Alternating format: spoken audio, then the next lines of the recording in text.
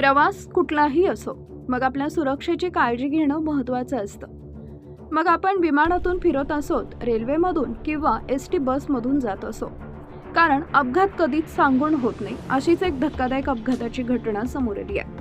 धावत्या बसच्या खिडकीतून गुटखा थुंकण्यासाठी डोके बाहेर काढलेल्या 17 वर्षीय ITI विद्यार्थ्याचा बाजूने जाणाऱ्या लॉरीला धडक लागून जागीच मृत्यू झाल्याची हृदयद्रावक घटना धारवाड जिल्ह्यातील कुंदगळ पोलीस ठाण्याच्या हद्दीत घडली आहे.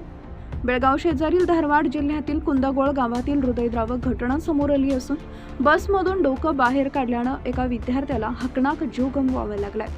मृत विद्यार्थ्याची ओळख फक्किरेश चन्नय्या मुत्ताळीमठ, वय वर्ष 17, राहणार शिरूर अशी झाली असून तो ITIचं शिक्षण घेत होता. येथील लक्ष्मेश्वर डेपोची KA 26F1039 क्रमांकाची KSRTC कर्नाटक महामंडळची बस प्रवाशांना घेऊन जात असताना हा अपघात झाला.